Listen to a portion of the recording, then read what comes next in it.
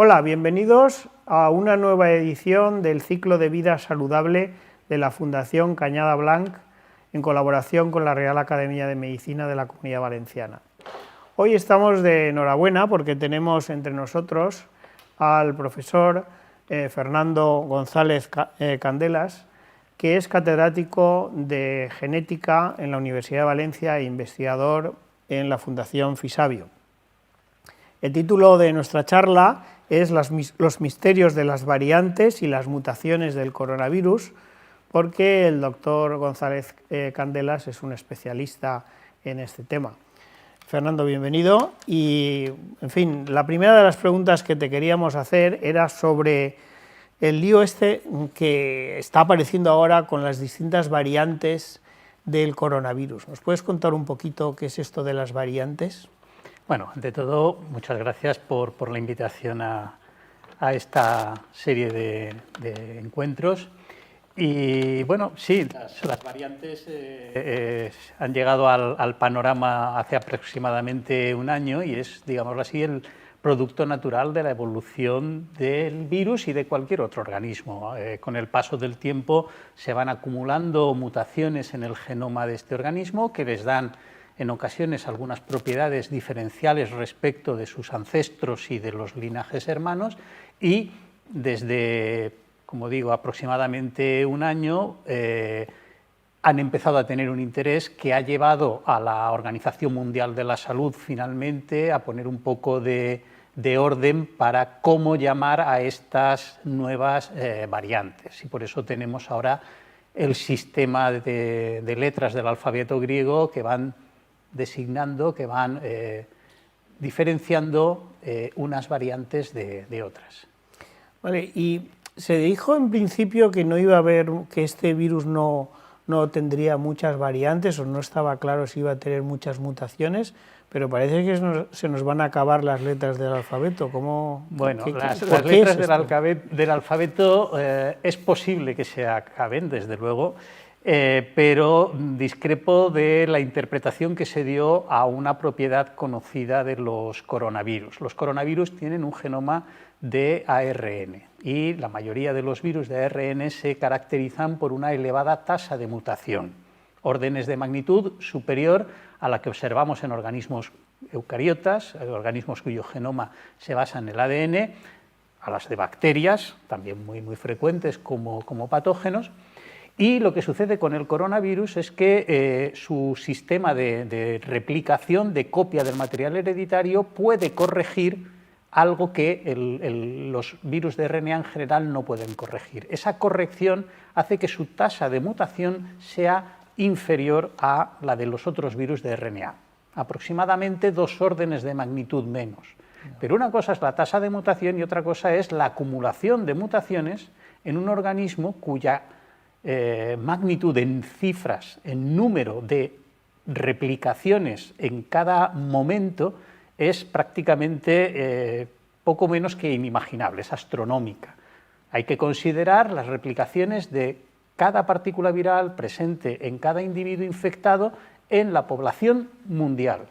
Y cuando hacemos las multiplicaciones, en cada individuo infectado a lo largo del día se producen tantas partículas virales como para que, con una tasa de mutación menor a la de otros virus de RNA, se produzcan todas las mutaciones que podamos imaginar, aunque eso lo haga con menos frecuencia que el VIH o que el virus de la gripe o que el virus de la hepatitis C. Luego es menor la tasa de mutación, pero de ahí a que no tenga capacidad de mutar hay una grandísima diferencia. Y, Fernando, ¿y por qué unas variantes son más peligrosas que otras variantes?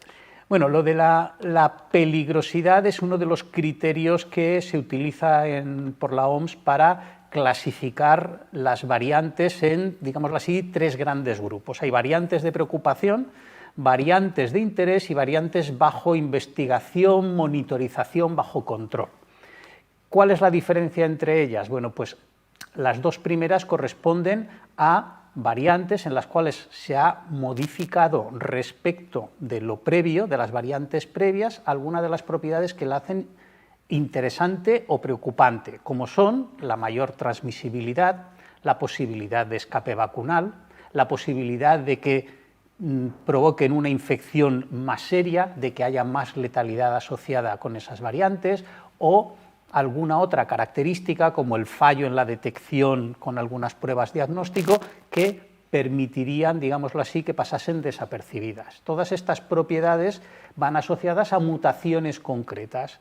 Aquellos virus que tienen, además de una historia evolutiva de pertenecer a un linaje, alguna de estas mutaciones son las que han dado lugar a las alfa, beta, gamma y ahora pues a Omicron, por ejemplo. Correcto. ¿Y eso está relacionado con que unas variantes dominen sobre otras?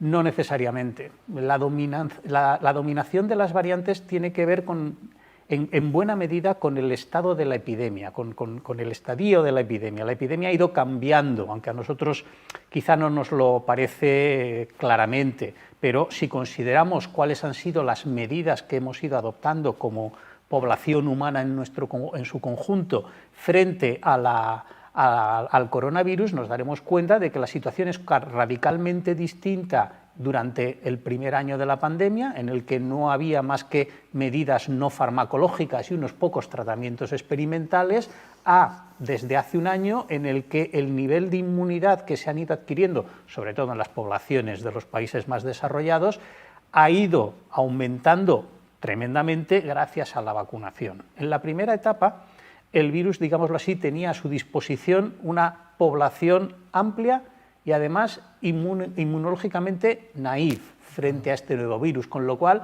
podía infectar a cualquier individuo con el que entrase en contacto. Las defensas naturales, por así decirlo, la inmunidad innata era muy baja, por no decir nula. Parece que había algo de inmunidad cruzada con otros coronavirus, de los cuales pues sabemos que no tienen estas condiciones de agravamiento de la infección, los virus respiratorios asociados a resfriado, constipados y demás.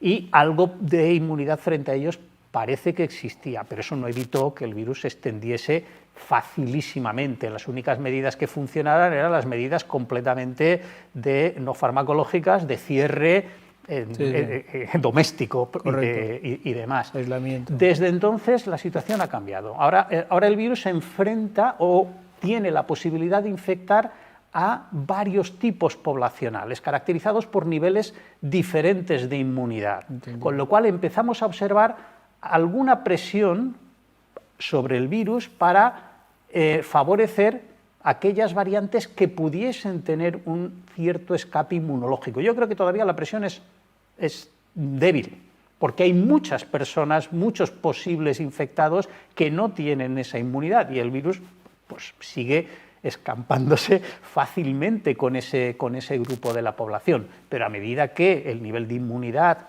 bien por la infección, bien por la dosis vacunal completa o los refuerzos se vaya ampliando, veremos que la presión selectiva por parte de los sistemas inmunitarios va a ser mucho mayor. Por tanto, vamos a tener la posibilidad de que aparezcan algunas mutaciones que puedan saltar ese nivel de inmunidad y, por tanto, se extiendan realmente en la población. Por lo tanto, esta inmunidad adquirida que se está consiguiendo ahora va a modular las mutaciones y las variantes. Sí, va a modular en el sentido de que marca unas vías de, digámoslo así, de posible escape para el virus. No le va a permitir que cualquier mutación que se produzca en él sea tolerada y se pueda extender en la población, porque aquellos virus que no puedan hacer, digámoslo así, sobrepasar las barreras inmunitarias no van a tener ningún futuro, van a extinguirse rápidamente. Pero también hay que tener en cuenta la heterogeneidad de la respuesta inmunitaria por parte de cada persona. Sabemos que aunque seamos, digámoslo así, aunque nos administren a todos una misma vacuna, cada uno de nosotros reacciona generando unos anticuerpos ligeramente distintos. El sistema inmunitario es muy individual. Esta es una de las grandes ventajas con las que tenemos a la hora de considerar cómo va a afectar en general las mutaciones de escape inmunitaria en el virus. No van a afectar por igual a todas las personas. Va a haber mutaciones que para unas personas podrían sobreponerse a su sistema inmunitario, pero a otras no. Esto también hay que tenerlo en cuenta, no es fácil observar, digámoslo así, escapes monolíticos a todos igual, sería bastante complicado el entender que esto sucediese. ¿Y vosotros como especialistas podéis ahora o podríais ser capaces de predecir hacia dónde iban a ir estas mutaciones? Es decir, ¿qué tipo de mutaciones potencialmente se podrían generar? Bueno, hay bastantes trabajos ya de científicos que están estudiando a nivel estructural cómo modifica la estructura del virus y esto cómo modifica su relación con los receptores celulares, sobre todo con el AC2 y demás. De ahí a dar el salto siguiente de poder hacer una predicción de cuáles son las mutaciones, yo creo que estamos todavía muy lejos. Ante todo por un problema meramente computacional. No digo que no sea posible, pero es un problema muy complicado de abordar computacionalmente, porque hay que considerar no solo las mutaciones individuales, que es como se está trabajando, sino las interacciones que se establecen entre ellas y sus modificaciones conjuntas sobre una estructura y las interacciones con otras estructuras. Esto ya no es tan inmediato de calcular y de computar, y además es que el número de posibilidades es tremendo. Por ejemplo, Omicron hemos visto que tiene 30 mutaciones en la proteína clave, en la proteína de la espícula. De esas 30 mutaciones se dice, muchas de ellas ya han sido descritas en otras variantes de preocupación y variantes de interés, efectivamente, y se han analizado individualmente, y algunas de ellas se han probado en combinación, pero es que combinaciones de 30 mutaciones en distintas formas, porque claro, para cada mutación hay que considerar la que ha aparecido, pero hay otras 18 al menos que podrían ser. Tenemos la original, la nueva mutante y hasta los 20 aminoácidos son 18. Luego si hacemos la multiplicación de todas las posibilidades de cómo podrían interaccionar, nos encontramos con un número nada despreciable de 30 elevado a 18. Y ese número ya empieza a ser un poquito importante, claro, tanto para el ordenador como, por supuesto, para los biofísicos, que lo que quieren es trabajar con una molécula, si no cristalizada, sí próxima a el poder manejarla en el laboratorio. Esto todavía estamos muy lejos de poder hacer esa predicción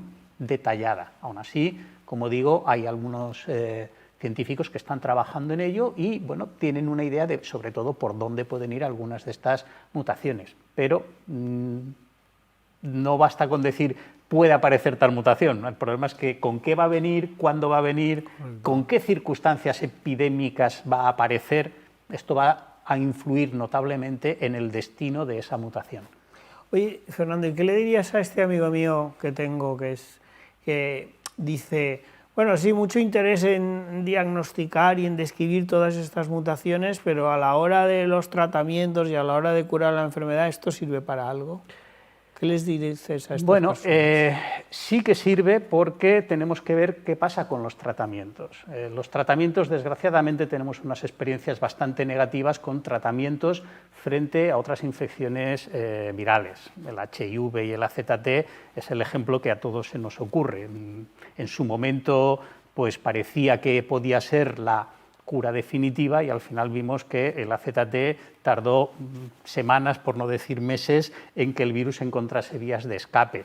¿Cuál ha sido la solución? Pues evidentemente buscar cócteles mucho más complejos, más tolerables. Todo esto se hace gracias a que sabemos qué mutaciones son en el virus las que llevan a establecer esa resistencia a los tratamientos. De los dos que se han establecido hasta ahora, de uno sabemos que actúa sobre la proteasa, el otro es un mutágeno, es un análogo de nucleósido que va a aumentar la tasa de mutación del virus. Esto ayuda a que el virus pierda esa capacidad de mantener un mensaje coherente, pero a su vez puede ayudar a que el virus encuentre otras vías alejadas de su, digamos, su naturaleza normal y alguna de ellas podría llevarle a solventar los problemas que le plantea el adaptarse rápidamente a un entorno muy diferente.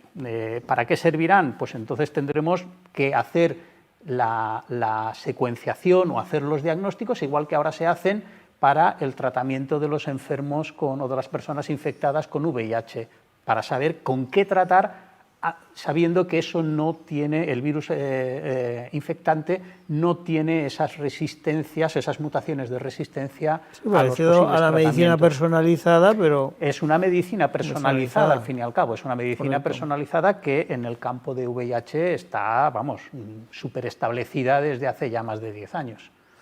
Oye, ¿y qué ha pasado con esta variante Omicron? ¿Qué mutación ha sido para que sea tan infectiva y para que sea un salto cualitativo en la... El problema con la variante Omicron es que todavía sabemos poco, a pesar de lo mucho que se ha dicho en el último mes. Es que no tenemos ni un mes prácticamente desde que se describe por primera vez. Estamos queriendo acelerar la investigación y el avance del conocimiento a unos ritmos que no son propios. Entonces, ¿qué es lo que sabemos? Sabemos que es una variante que aparece con un número muy elevado de mutaciones. No sabemos cómo ha podido aparecer, hay sospechas de cómo ha sido, pero no hay una evidencia firme y desde luego no hay la pistola humeante que nos lleva al rastro del origen de esta variante en particular. Y las pruebas que se han ido realizando indican que tiene más transmisibilidad que la variante Delta. Al principio esto parecía que era propio de Sudáfrica, donde se describe inicialmente, pero en los países en los que se ha ido viendo está sucediendo. Para mí siempre hay que tener muy en cuenta también cuál es el contexto epidemiológico. Como decía antes, Omicron aparece en un momento en el que se están aumentando las infecciones y, como toda variante que es más transmisible, aprovecha fácilmente el crecimiento exponencial propio de este aumento de las infecciones.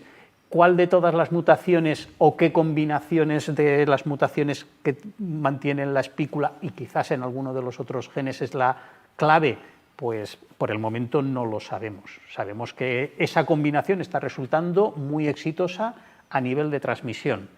Parece, y ojalá se confirme, que no es tan grave la infección que produce, pero de nuevo tenemos información mezclada. ¿Por qué? Pues porque ya tenemos una inmunidad, la mayoría de las infecciones son leves, la sintomatología, los síntomas que produce son ligeramente distintos y no siempre son los mismos que las variantes previas. Yo creo que tenemos que tener alta precaución con Omicron y esperar un poco a que asentemos conocimientos y datos. Oye, y todo esto suena un poco darwiniano, ¿no? Porque esto suena a selección natural frente al virus, ¿no?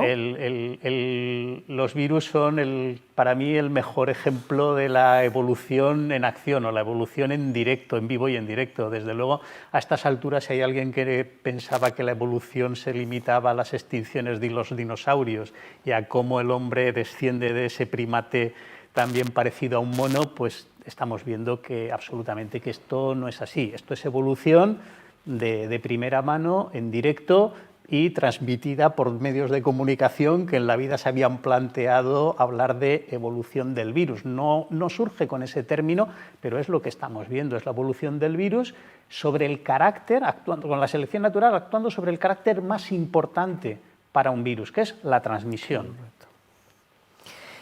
¿Y no debería de atenuarse progresivamente a medida que va pasando y de unas personas a otras? Porque esto parece que ha ocurrido con otros virus, ¿no? Ha ocurrido con algunos virus, pero ese no es la característica esencial. La característica esencial es la transmisibilidad. Un virus con unas propiedades que lo hacen más transmisible le da exactamente igual lo que le hace al organismo, al individuo, al organismo al que está infectando. Pero no le interesaría mantenerlo vivo más tiempo, ¿no? No necesariamente. Si aumenta su transmisión, sí.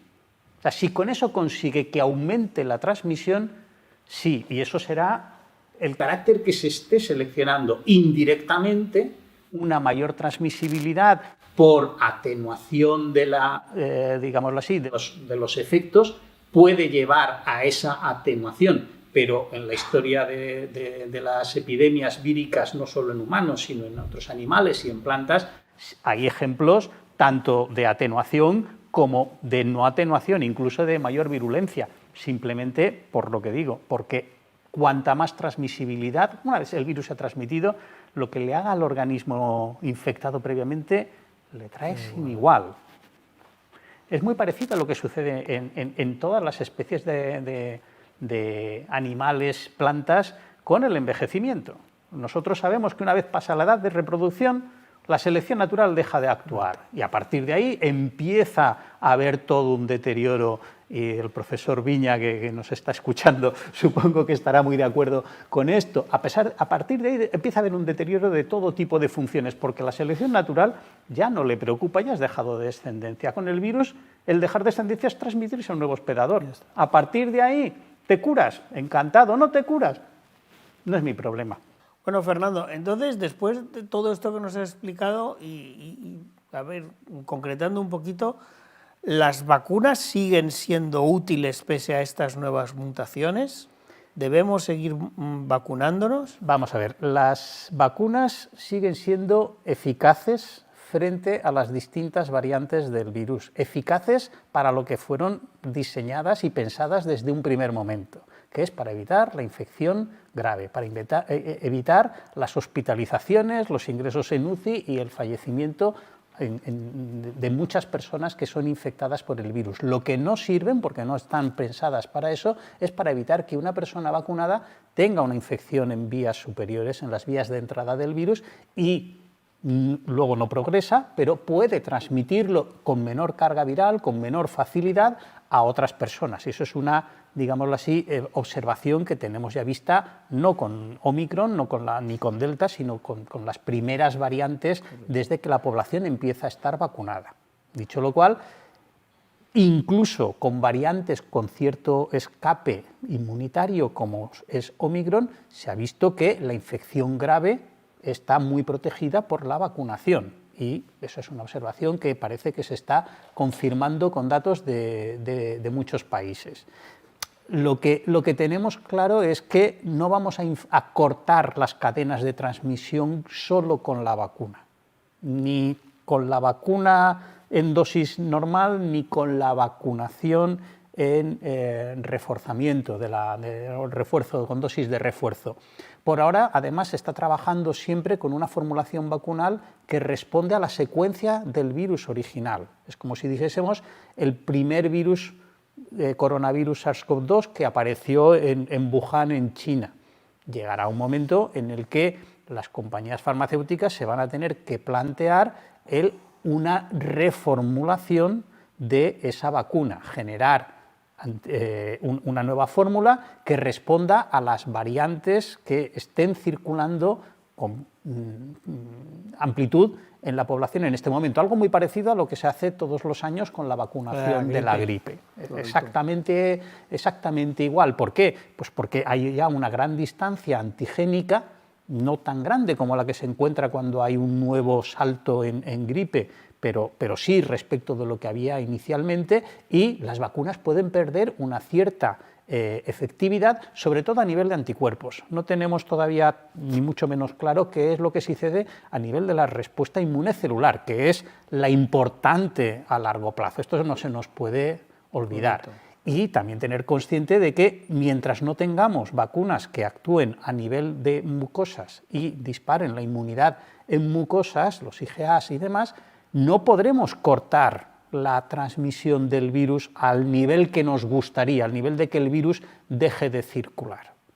Si a esto le añadimos los problemas que tiene la extensión de la vacuna a toda la población, más los grupos de población que no pueden vacunarse y, desgraciadamente, los todavía demasiado frecuentes en algunas latitudes, que no la nuestra, de personas que se niegan a vacunar, al virus le ofrecemos muchas oportunidades de seguir evolucionando, de seguir acumulando posibilidades de escape, y eso es lo que sería realmente lamentable. ¿Y estas vacunas que se instilan nasalmente o por sprays nasales podrían mejorar la Estas serían ideales para lo que estaba ahora comentando. En estudio, ¿no? Están todavía en fases preclínicas o clínicas. Sí, estas vacunas, hay bastantes en el mundo. De hecho, al menos 2 de las vacunas en desarrollo en España por el CSIC tienen esta idea de que sean vacunas de administración intranasal. ¿Por qué? Porque el virus entra por nuestras mucosas respiratorias y lo que se intenta es disparar una respuesta inmunitaria a nivel de las mucosas que, según los inmunólogos, es completamente diferente de la respuesta inmune en el resto del organismo. Esa está bien disparada con una inyección intramuscular. Las vacunas están siendo efectivas, pero no son efectivas a nivel de la mucosa. Por eso las personas vacunadas se pueden infectar, tenemos una alta tasa de infecciones con personas vacunadas, nuestra incidencia aumenta mucho por esos casos, pero luego observamos claramente que las hospitalizaciones, los ingresos en UCI y afortunadamente los casos de fallecidos se mantienen en niveles muy bajos. Correcto. Incluso este tipo de vacuna por vía nasal podría disminuir más la capacidad de transmisión. Claro, esto lo que evitaría es que el virus colonice la mucosa. Si el virus no coloniza la mucosa porque es inmediatamente neutralizado por la inmunidad a ese nivel, ya no hay replicación del virus, no hay una nueva generación de partículas virales, no hay tampoco transmisión. Luego es la manera más eficaz de cortar con la transmisión del virus, que sería el objetivo a largo plazo. Muy bien. En cualquier caso, la ciencia es necesaria, invertir en ciencia sigue siendo muy necesario y somos un país que es muy receptivo a los consejos de vacunarse y tal, no somos tan receptivos a la hora de invertir en ciencia, ¿no? Bueno, este es otro problema, quizá da para otra sesión y no es solamente de salud. Pero es una forma de demostrar la sí que me gustaría comentar que aunque no seamos un país muy receptivo a la inversión, sí que se tiene en gran estima y sobre todo el consejo que se ha ido transmitiendo desde diferentes instancias, tanto de investigadores como de epidemiólogos, salubristas, preventivistas, respecto al seguimiento de las medidas necesarias para atajar la transmisión del virus. Sabemos cuáles son, lo que pasa es que nos afectan individual, social, económicamente de una manera muy fuerte y somos reacios a adoptarlas, sobre todo en periodos prolongados. Pero mientras no tengamos otro tipo de solución, de una manera u otra hay que seguir manteniendo algunas de estas medidas. Por supuesto, mascarillas, distancia, ventilación, muy importante. Yo creo que uno de los grandes éxitos que ha tenido nuestro país es que ha sido de los que mejor ha contribuido a mantener entornos abiertos, bien ventilados, porque las condiciones climáticas lo permiten durante mucha más parte del año que en otros países, y porque nuestros edificios no son tan inteligentes, habría que poner un entrecomillado en la inteligencia de los edificios, como en otras latitudes en las que edificios muy inteligentes no tienen suficiente circulación y renovación del aire. Yo creo que por ahí tiene que venir una de las grandes revoluciones, así como otras epidemias han llevado a replanteamientos urbanísticos conocidos y demás. Esta nos puede llevar a plantearnos de aquí a los años venideros un cambio en el diseño de nuestros edificios y cómo nos debemos plantear el construir tanto entornos de trabajo, docentes y domésticos. Fernando, muchísimas gracias, ha sido un placer. Creo que para todos ha sido un gusto poder oírte, aprender y compartir contigo tus conocimientos. Muchas gracias a todos por vuestra atención. Muchas gracias.